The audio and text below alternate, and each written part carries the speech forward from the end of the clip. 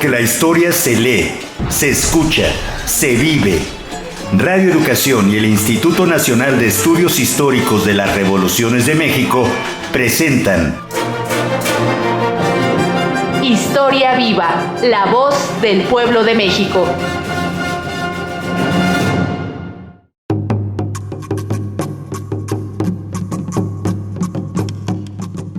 ¿Qué tal? Buenas tardes, bienvenidas a todas y a todos a Historia Viva, la voz del pueblo de México. Un programa coproducido por Radio Educación y el Instituto Nacional de Estudios Históricos de las Revoluciones de México, cuyo objetivo es poner a su alcance la historia de nuestro país, así como las grandes transformaciones a través de sus protagonistas.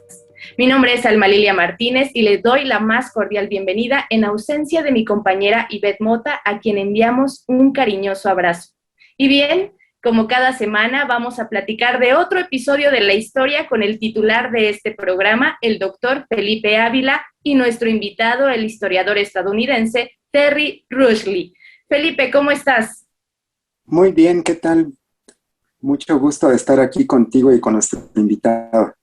Qué bueno. Pues en esta emisión, estimadas amigas y amigos, el programa estará dedicado a la Guerra Social Maya desde el inicio del México independiente, mejor conocida como Guerra de Castas. Y para ello le damos la bienvenida al historiador de la Universidad de Oklahoma, el doctor Terry Rushley. Bienvenido, Terry, te saludamos. Igualmente, un placer. ¿Qué les parece, amigos y amigas, si vamos, antes de comenzar la charla, a conocer quién es nuestro invitado de hoy?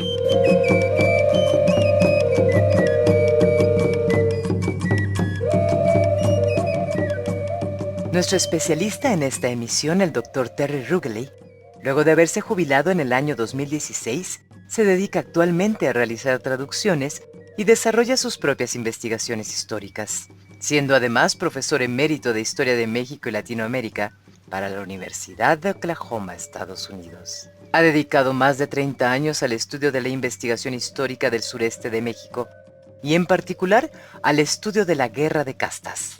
Realizó su primer viaje a nuestro país en 1985. Su más reciente manuscrito versa acerca de la historia de Centroamérica y actualmente está trabajando una historia comprensiva al Caribe. Antes de la crisis sanitaria por la pandemia, el Dr. Terry dividía su tiempo entre sus hogares ubicados en Arkadelphia, Arkansas, y Mérida, Yucatán. De entre sus numerosas publicaciones mencionaremos la más reciente, Epic Mexico, A History from Earliest Times, además de las referidas a las guerras de castas, de Milagros y Sabios, Religión y Culturas Populares en el Sureste de México, 1800-1876, Rebellion Now and Forever, Mayas Hispanics and Caste War Violence in Yucatán, 1800-1880, Yucatan's Maya Peasantry and the Origins of the Caste War, 1800-1847, y Maya Wars, Ethnographic Accounts from 19th Century Yucatán.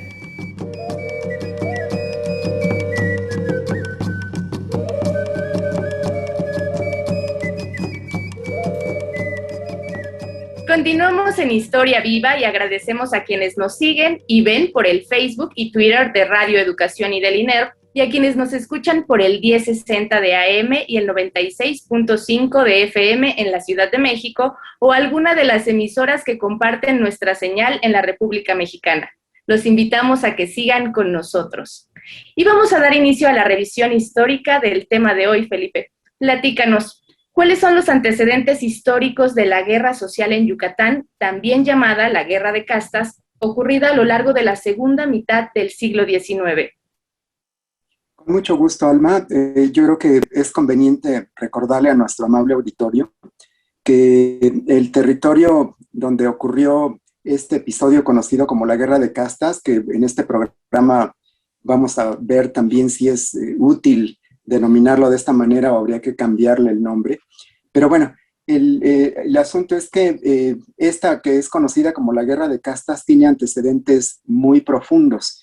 Yucatán era una región en el periodo virreinal muy alejada del centro político de México, bueno, de la Nueva España, perdón, y a lo largo de los 3 siglos de la dominación española, fue una región en donde se desarrollaron fenómenos particulares, el alejamiento, el aislamiento, la configuración geográfica, la configuración económica, la misma historia de esa región desde las centurias anteriores, hizo que fuera una región que estaba bastante alejada de los acontecimientos que tenían lugar en el centro y en otros territorios novohispanos. De manera que cuando ocurrió la independencia de México, esta región se unió, se incorporó a la naciente nación mexicana, y sin embargo, cuando ocurrió el experimento fallido imperial encabezado por Agustín de Iturbide, esa región decidió separarse, siempre mantuvo una postura de autonomía, de independencia casi, por lo menos de una creciente actitud de defensa de su integridad, de su soberanía, y en las décadas posteriores a la independencia, que fueron décadas muy convulsas, hay que recordarle a nuestro auditorio que la nueva nación mexicana tuvo terribles dificultades en las décadas siguientes para consolidarse como nación libre, soberana e independiente. Hubo mucha inestabilidad política, muchos golpes militares, el cambio de gobiernos sucesivos y sobre todo una lucha entre dos proyectos de nación que empezó a manifestarse al principio como una guerra entre los partidarios del restablecimiento de un imperio y quienes propugnaban por una república, y también después por quienes impulsaban un proyecto federalista contra quienes sostenían que lo mejor para mantener la unidad del territorio y de la nación mexicana era un proyecto centralista. Creo que esto es lo que explica el marco en el cual tienen lugar los acontecimientos que culminan en la conocida como Guerra de Castas. En términos políticos, esta actitud de disputa entre las élites nacionales por establecer, por imponer su hegemonía de un proyecto de nación, y además con algunos factores de carácter económico. También tuvo mucha importancia la manera en que se desarrolló la economía de esa región desde la etapa virreinal y también en las décadas de la nación mexicana como nación independiente, que sirven de marco un poco para entender cuáles fueron las características que asumió este episodio tan característico que nosotros conocemos como la Guerra de Castas, Alma. Bien, gracias, Felipe. Pues conociendo ya estos antecedentes de los que nos hablas, Terry, en una de tus investigaciones sobre la Guerra de Castas y de las transiciones de la cultura maya de los siglos XIX y principios del XX, afirmas que hay que mirar los antecedentes del conflicto desde la transición de la época colonial a la consumación de la independencia. ¿Podrías hablarnos de ello, por favor? Gracias por la pregunta, Alma. Sí, puedo hacer unas observaciones. Yo identifico 5 factores. Uno, la península de Yucatán no participó en las guerras de la independencia, pero sí había cierta movilización a causa de la Constitución de 1812, que prometió la abolición de impuestos religiosos, llamadas subvenciones.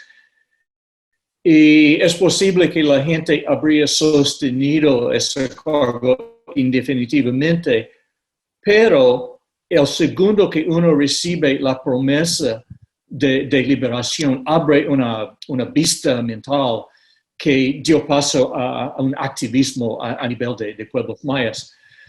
Segundo punto, la persistencia de una estructura de comunidades, esencialmente una construcción colonial, la República de Indígenas, cacique.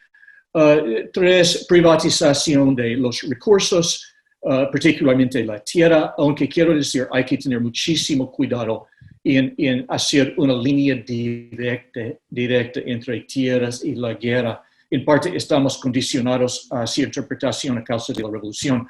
El caso es mucho más complicado en la península, pero sí hay un componente de esto. 4, había un ambiente ilícito en el oriente que extendió desde Río Lagartos, Valladolid, Tijosuco, Bacalar, Belice, que permitió comercio de contrabando, de armas, de personas. Y por fin las contiendas políticas que movilizaron los campesinos, pero al mismo tiempo los expusieron a la violencia política por la primera vez en sus vidas. Gracias, Terry. Y Felipe, platícanos, ¿en qué contexto histórico de las primeras décadas del México independiente se dio la separación de Yucatán y después su reintegración? Y esto, además, ¿cómo influyó en la guerra de castas? Sí, Alma, yo creo que es muy importante lo que nos acaba de comentar Terry. Yo creo que lo que explica como razones de fondo lo que ocurrió con la guerra de castas, la conocida como guerra de castas, fue por un lado una reconfiguración de la sociedad mexicana y particularmente de esta región del sureste de lo que era la nación mexicana naciente, porque por un lado estaba, como comentábamos, la disputa entre las élites políticas, entre los partidarios del centralismo contra los partidarios del federalismo, pero también yo creo que hay que considerar el aspecto económico, Alma. Durante la etapa virreinal, la forma en que se había desarrollado la economía del territorio virreinal había sido muy peculiar. Y en particular la propiedad agraria, la propiedad de la tierra, las leyes coloniales habían procurado el mantenimiento de la propiedad de las comunidades indígenas como una manera de garantizar su permanencia, pero también como una manera de garantizar su aprovechamiento. Creo que desde finales de la etapa virreinal y durante las primeras décadas del México independiente, se fue dando un proceso de avance de las haciendas, de la gran propiedad, con la abolición, con la supresión de las leyes coloniales, que hizo que las formas comunitarias de propiedad fueran perdiendo terreno y que en su lugar se desarrollara un proceso de privatización, de apoderamiento de la tierra y de los recursos naturales en manos de propietarios privados, en donde las comunidades ya no tenían la defensa legal ni la defensa institucional que habían podido esgrimir durante la etapa virreinal.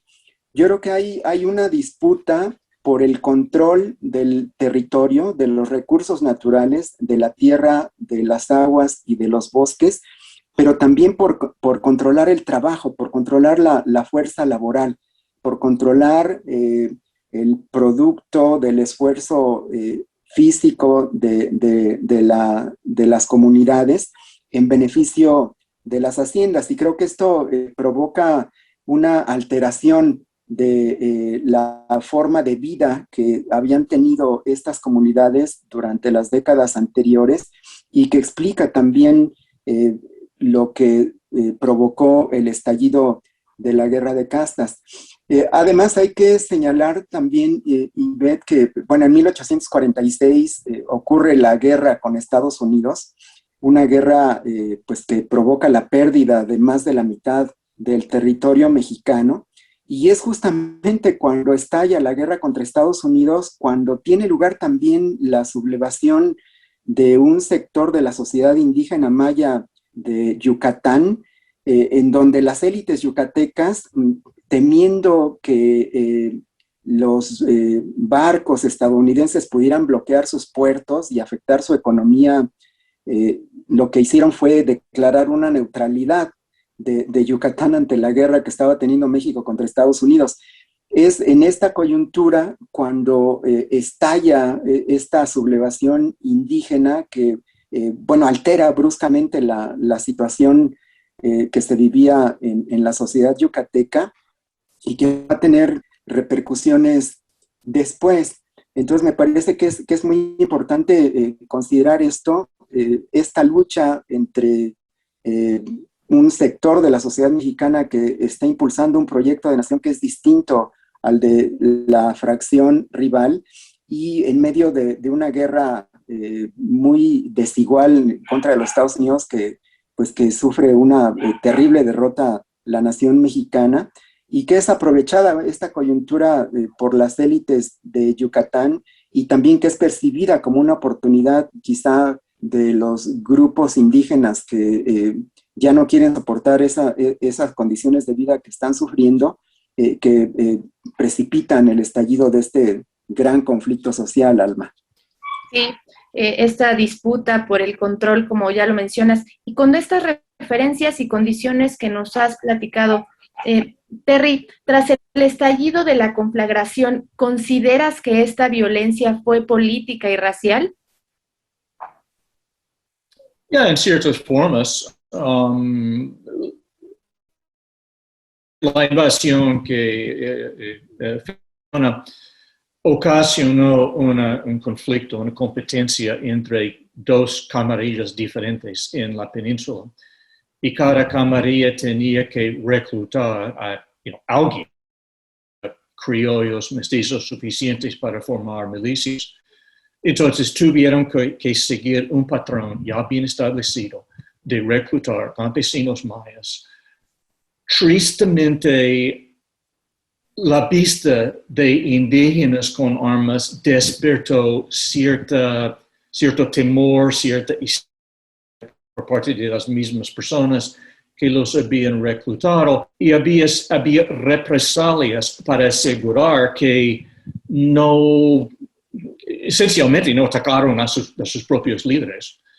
Y fueron esos actos de violencia que probablemente provocó la sublevación inicial en el pueblo de Tepic el 30 de julio de 1847. Sí, pues vamos a continuar con esta charla, pero antes de ello los invito a ver una cápsula que preparó el equipo de producción y regresamos a Historia Viva, la voz del pueblo de México.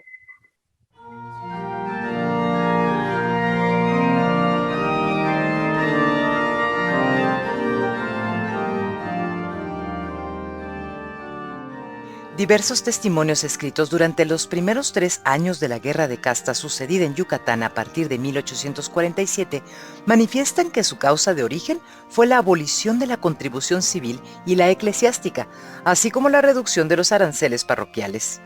El comandante rebelde Jacinto Pat formuló dicha causa en estos términos.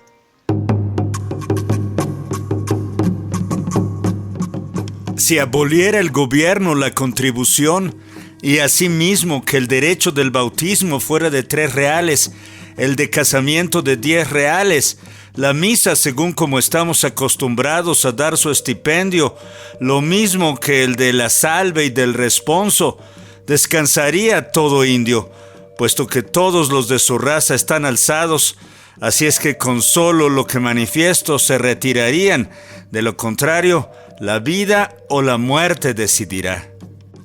En efecto, el grito de ¡fuera los impuestos! Comprendía la totalidad del descontento popular, pero solo era una de las causas de la rebelión que en poco tiempo logró la desobediencia civil de 3/4 partes del territorio que comprendía la península de Yucatán y el actual estado de Campeche.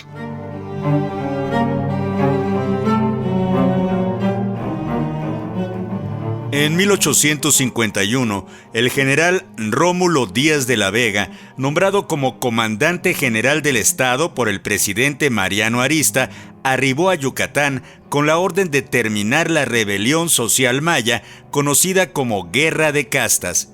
Sin embargo, fue hasta el verano de 1853 que se puso en ejecución su ambicioso plan.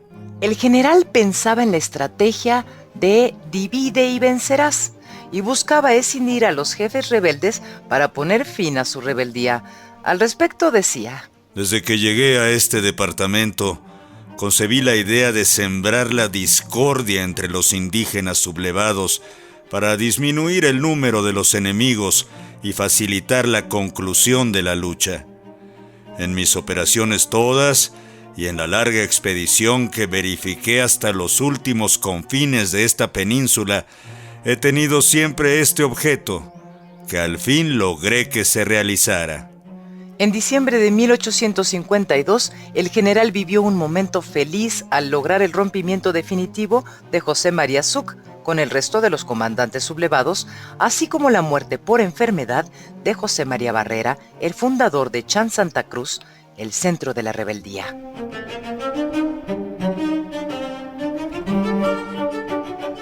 El 22 de agosto de 1853, Díaz de la Vega fue nombrado gobernador de Yucatán por Antonio López de Santa Anna, recién llegado de su último exilio.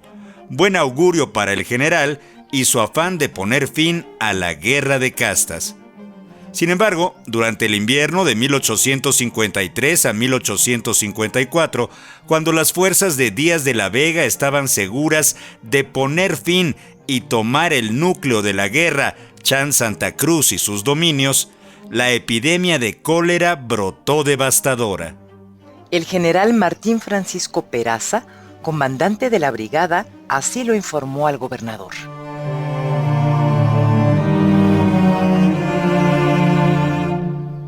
Con el mayor sentimiento y poseído de la más justa indignación, tengo que cumplir el triste deber de informar a vuestra excelencia del funesto desenlace que ha tenido para las tropas del Supremo Gobierno y para la causa de la civilización y de la humanidad, el plan de ataque sobre Chan Santa Cruz, cuartel general de los indios bárbaros del sur y de los del este oriente.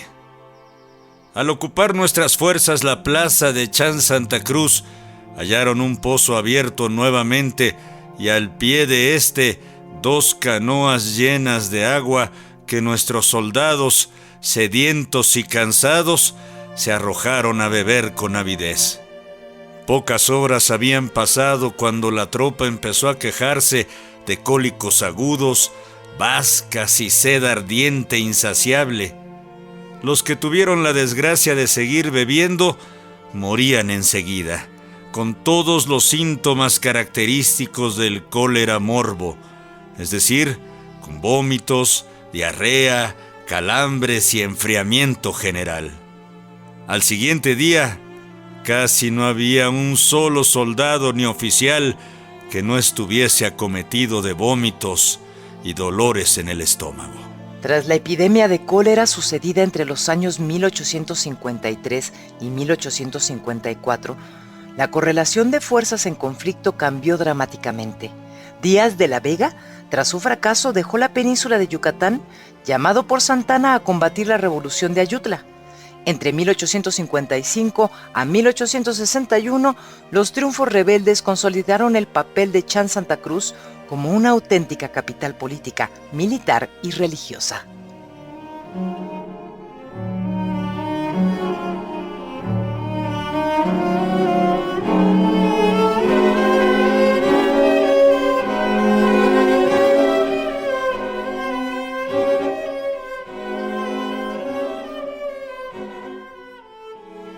Continuamos en su programa Historia Viva, la voz del pueblo de México, un espacio para la difusión de la historia y el intercambio de ideas. En esta emisión con el tema de la Guerra Social Maya desde el inicio independiente de México hasta el principio del siglo XX. Y Felipe, te pregunto sobre las raíces económicas del conflicto, la resistencia de los indígenas a pagar altos impuestos, que ya nos venías comentando, tanto civiles como eclesiásticos, y la transformación capitalista de las haciendas, además esto frente a las tradiciones y defensa indígena de las tierras que nos venías platicando.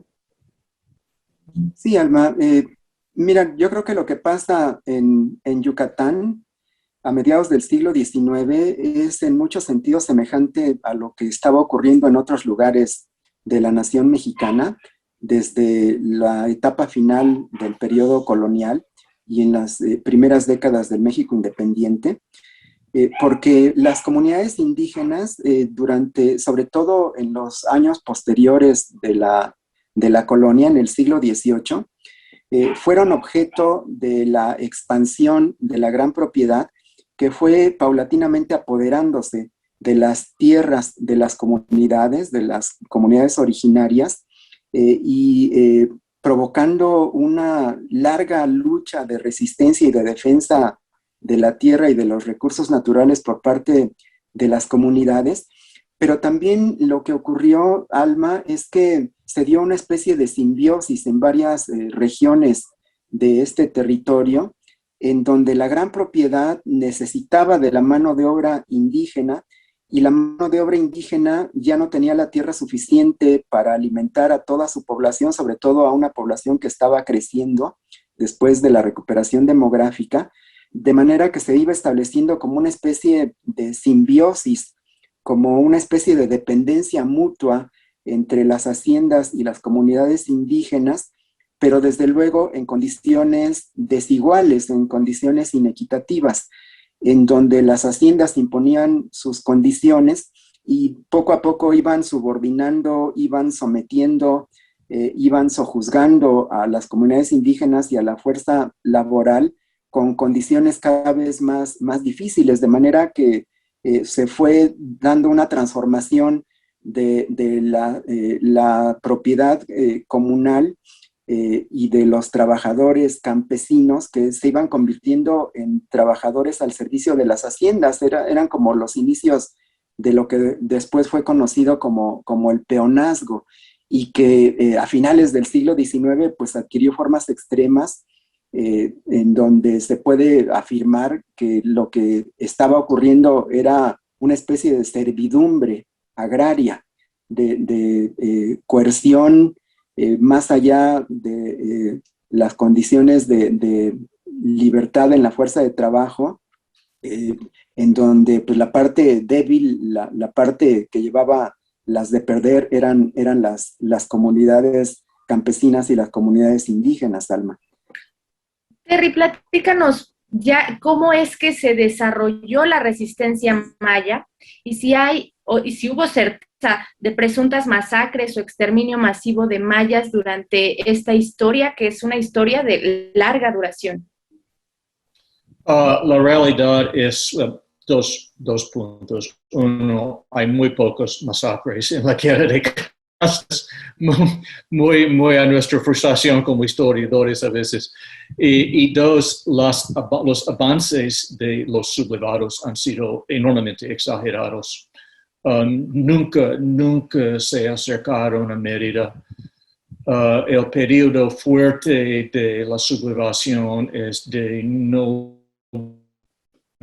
hasta tal vez marzo de 1848. Ya en enero de 48 el ejército ya tenía inteligencia de que los sublevados no tenían municiones, no tenían comida. Ya sabemos que esos informes eran esencialmente correctos. Masacres, tal vez 2 o 3. Y hay que recordar que en ese mundo, cuando un indígena mató a un blanco, mató a 100.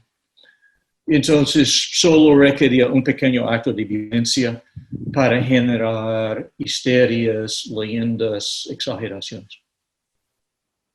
Es la mentalidad postcolonial. Sí, y ¿cómo fue que se empezó a desarrollar esta resistencia? Las personas que desarrollaron la resistencia, en realidad, solo estamos hablando de 4 o 5 pueblos inicialmente. No es toda la península. La gran mayoría de los mayas yucatecos no participaron en la guerra de castas, o si participaron al lado del gobierno en varias capacidades. Las comunidades son las comunidades que existían en esa línea de Oriente, que tenían acceso a recursos, armas, etc. Pero afuera de esa zona casi no había reacción. Ya, pues fueron varios los años de esta guerra, de este conflicto. Felipe, cuando llega el gobierno, el triunfo liberal de Benito Juárez, ¿tuvo alguna influencia en esta guerra de castas y cómo enfrentó el imperio el conflicto indígena? Bueno, yo creo que desde luego el triunfo de la República tuvo una enorme influencia en el destino de las comunidades indígenas. Hay que recordar que lo que impera como filosofía y como proyecto económico en el siglo XIX con el México independiente es el proyecto liberal. Para los liberales, el desarrollo de la sociedad tenía que pasar por acabar con los vínculos, con los atavismos de la sociedad colonial, con los resabios corporativos, y también veían no solamente en la propiedad en manos de la iglesia como un obstáculo para el desarrollo económico del país, sino también veían este mismo obstáculo en las tierras comunales. Creían que la mejor forma de desarrollar a los campesinos y a los indígenas era acabar con la propiedad comunal y con las formas de trabajo comunitario y establecer la propiedad privada, la propiedad individual. Entonces hay un proyecto de liberalismo a todo lo largo del XIX, independientemente de si eran federalistas o centralistas, o si eran liberales o conservadores, para tratar de modificar las condiciones de propiedad comunal de los pueblos indígenas y las formas de trabajo comunitario de estas comunidades. Entonces, además, pues Yucatán, las élites yucatecas tenían una actitud de separatismo, de aislamiento, de reclamos de soberanía, de autonomía extrema. Se consideraban como una región muy aparte, muy separada de lo que era la nación mexicana. Y desde luego, pues para el proyecto liberal esto era inconcebible. Trataban de que hubiera una integración y una aceptación de las élites yucatecas al dominio de la federación, de manera que siempre hubo conflictos y rispideces entre ambos. Y en cuanto al proyecto imperial, pues hay que recordarle a nuestro amable auditorio que cuando ocurre la intervención francesa, hay una separación entre una parte de la sociedad mexicana que apoya desde posturas conservadoras al imperio y uno de los territorios que es controlado por las fuerzas imperiales es precisamente la península de Yucatán. Entonces, en el proyecto de Maximiliano, que además hay que recordar también que era un liberal en toda la extensión de la palabra, pues intentó resolver desde el punto de vista de proteger los intereses de las comunidades indígenas lo que el liberalismo les estaba afectando, y hubo una especie como de intentos de legislación protectora hacia las comunidades indígenas, que era en cierto sentido distinto a lo que estaban queriendo hacer los liberales.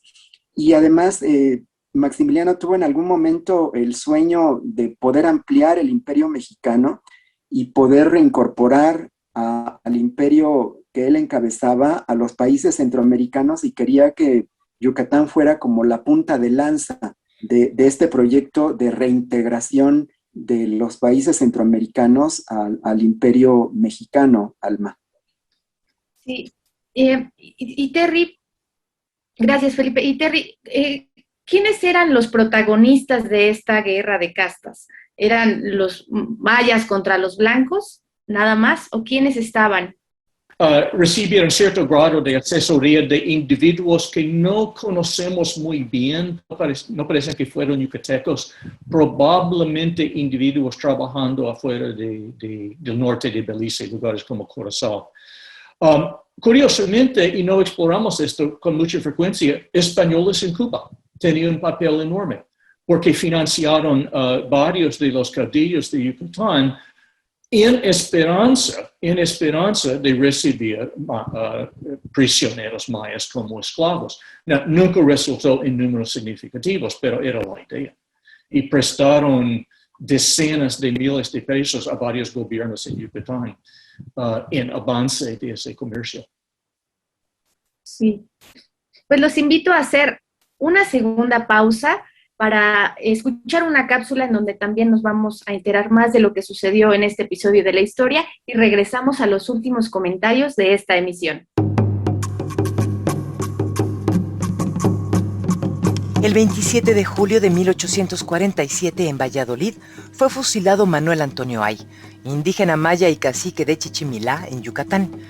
cuando llevaba una carta para Cecilio Chi, líder indígena maya, orador, estratega y cacique de Tepic, lo que precipitó el inicio de las hostilidades contra las poblaciones indígenas mayas, cuando el ejército del gobierno de Yucatán ingresó a esa comunidad buscando a sus cómplices, quemando las casas y castigando severamente a sus habitantes originarios.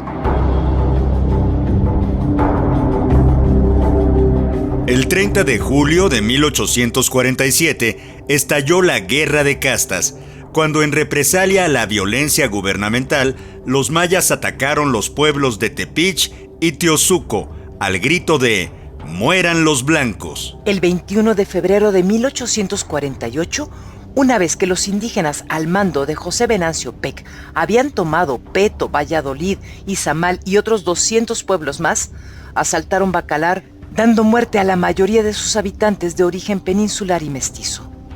El 26 de marzo de 1848, Miguel Barbachano, gobernador de Yucatán, celebró un tratado de paz con Jacinto Pat, el tercer líder de la rebelión y cacique de Teosuco, nombrándole Gran Cacique. El gobernador, ese mismo año, permitió la venta de indios mayas a Cuba por 25 pesos a los negreros de la Gran Antilla. Su objetivo era disminuir la fuerza del levantamiento maya. El tráfico terminó el 6 de mayo de 1861, en una más de las acciones que honran al presidente Benito Juárez, quien decretó el cese inmediato del tráfico de mayas a Cuba y tomó medidas para impedir que resurgiera la conflagración nuevamente.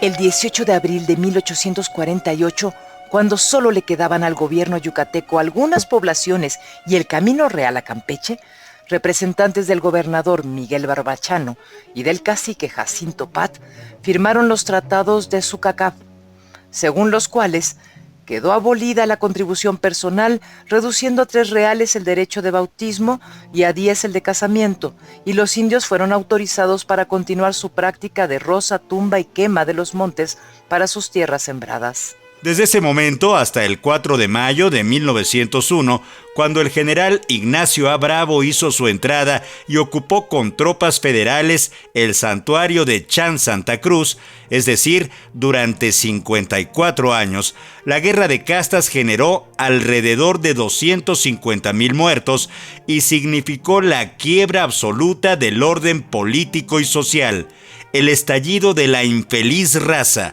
de los salvajes, mezcla degenerada e intratable, términos comunes para referirse a los indígenas en los periódicos de la época. La vorágine de agresión política y racial extremadamente violenta supuso la ruptura definitiva entre blancos e indígenas. Una insuperable separación étnica que sacó a la luz la incapacidad no solo de Yucatán, sino también de México, de afrontar el concepto de ciudadanía indígena. Por la suma de agravios en contra del pueblo maya durante la Guerra de Castas, en el marco de la conmemoración de las efemérides emblemáticas del año 2021, el gobierno de México solemnemente elevó la petición de perdón al pueblo maya el pasado 3 de mayo en Felipe Carrillo Puerto, Quintana Roo, población en el siglo XXI llamada Chan Santa Cruz.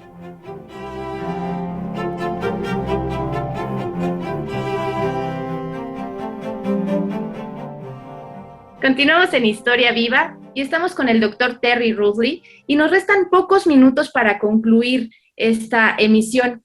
Felipe, ¿cómo enfrentó ahora, después el gobierno de Porfirio Díaz, el conflicto de la guerra de castas? Sí, Alma, el gobierno de Porfirio Díaz yo creo que es el primer gobierno en el siglo XIX que finalmente logra consolidar al Estado Nacional.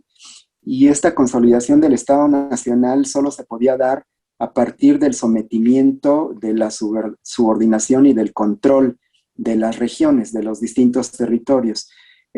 Así como había una guerra endémica, aunque quizá de baja intensidad en algunos momentos en Yucatán, porque hay que subrayar que la guerra de castas dura 50 años, con algunos momentos más duros, de lucha más enconada y con otros de una relativa calma sin que haya dejado de haber protestas y resistencias, pero también hubo acuerdos y negociaciones.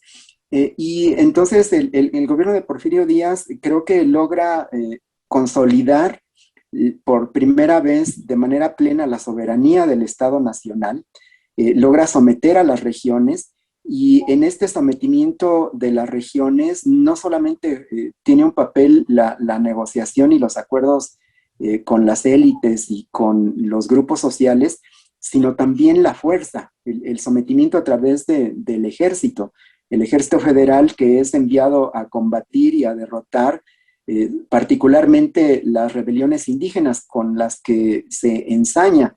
Hay una gran brutalidad en el accionar del ejército porfirista en contra de las regiones en donde hay protestas, hay sublevaciones o hay rebeliones, sobre todo indígenas, agrarias, y este es el caso de los mayas. Entonces, una de las facetas de mayor crueldad en contra de la población que hablaba maya en el territorio yucateco tiene lugar a comienzos del siglo XX con las acciones brutales que lleva a cabo el ejército porfirista, en donde hay que recordarle a nuestro auditorio que el jefe de la campaña fue nada más y nada menos que Victoriano Huerta, ¿no? De triste memoria posterior durante la Revolución, Alma. Ya lo dices tú, Felipe, momentos álgidos, resistencias, negociaciones, una guerra que duró bastantes años. Y Terry, en tu opinión, ¿la guerra de castas concluyó en 1901 o continuó bajo otras formas de explotación y maltrato? Well, hay otras formas de resistencia. La mayoría de los individuos viviendo en lo que ahora es Quintana Roo mantienen una autonomía hasta 1930, tiempo de Lázaro Cárdenas. Sobreviven cosechando chicle, por ejemplo. Es una empresa enorme y parte de esa cosecha eventualmente reciben ejidos y excambian la paz por cierta seguridad de acceso a tierras. Ajá. ¿Y cómo fue que convivieron las comunidades indígenas mayas ya en el siglo XX? ¿Cuáles fueron sus enseñanzas y sus conquistas, Terry? No entiendo exactamente lo que usted refiere por conquistas, pero los pueblos han sobrevivido bastante bien. Yo creo que la gran erosión de esos pueblos en realidad han venido en los últimos 20 o 30 años. Lo he visto con mis propios ojos, con la entrada del mundo exterior, con oportunidades, con el Internet. Y las comunidades han sufrido, pero hay otra forma de verlo. Mucha gente de ascendencia maya por la primera vez va a lugares como Mérida, o Campeche, o Cancún, y entran en las clases de profesionistas. Ser maya no necesariamente limita a uno a ser milpero. Trato de tener la vista más amplia de la situación. El tiempo de este recorrido histórico está por terminar y queremos preguntarle a Terry sobre los 5 mitos más importantes de la guerra de castas. Mito número 1, que la guerra originó con un grupo de indígenas no pacificados que viven en un lugar escondido en la península. Eso es patentemente falso. Mito número 2, que los indígenas casi expulsaron a los hispanohablantes de la península. Nada de eso sucedió. Y yo soy fan de la guerra de castas, pero hasta yo tengo que reconocer, no sucedió. Otro mito que debo mencionar, a veces queremos ver la comunidad de Chan Santa Cruz, esas comunidades de rebeldes, como resurrecciones del mundo prehispano. Y eso sencillamente no es cierto. En realidad eran amalgamas de sus experiencias coloniales con la iglesia, las repúblicas de indígenas, es decir, el gobierno municipal, y más que nada las milicias. Gracias, Terry. Y Felipe, tu colofón a esta emisión, ¿con qué te gustaría dejar a nuestra audiencia? Bueno, yo creo que es muy importante que sepamos, que conozcamos lo que ocurrió en esta importante región de la República Mexicana durante tanto tiempo. La guerra de castas es muy poco conocida y fue de una enorme importancia. Es una de las resistencias, de las rebeliones que más han durado, que dio muestras de un enorme vigor, de una enorme capacidad de lucha, y que tuvo grandes efectos en la forma en que se desarrolló la vida en Yucatán durante la misma guerra y después, y que tan es importante y ha sido una herida abierta que pues recientemente, el 3 de mayo, hubo un evento encabezado por el presidente de la República en donde el Estado mexicano le pidió perdón a la comunidad maya por esta conducta, por estas atrocidades que fueron cometidas por los representantes del Estado mexicano hace mucho tiempo, hace más de 100 años, pero que pues es importante la reconciliación, es importante superar ese trauma, esa herida, hay que tratar de ver hacia adelante, pero me parece que pues sí es necesario conocer y valorar esta guerra que tuvo una gran importancia nacional, pero sobre todo una gran importancia regional. Yo creo que es bueno tenerlo presente esto hoy día, Alma. Así es, Felipe, y pues ya hicimos este recorrido histórico y agradecemos al doctor Terry Rugeley por su tiempo y por compartir sus conocimientos. Gracias, Terry. Alma, solo quisiera decir, usted es una mujer muy valiente. Gracias. Gracias. Felipe, nos encontramos la próxima semana, ¿te parece? Claro que sí, que estés muy bien. Gracias, Terry. Agradecemos a todos su amable participación en esta tarde y los invitamos a que nos sigan en las redes sociales del INERP e Historia Viva y continúe en sintonía con Radio Educación.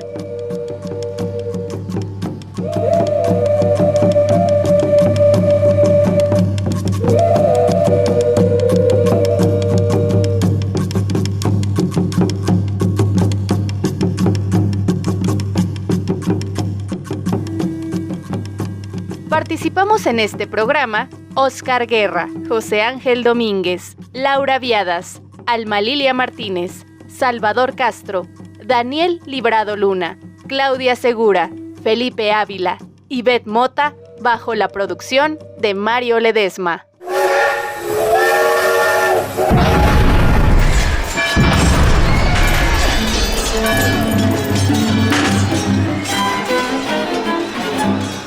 Porque la historia se lee, se escucha, se vive. Radio Educación y el Instituto Nacional de Estudios Históricos de las Revoluciones de México presentaron Historia Viva, la voz del pueblo de México.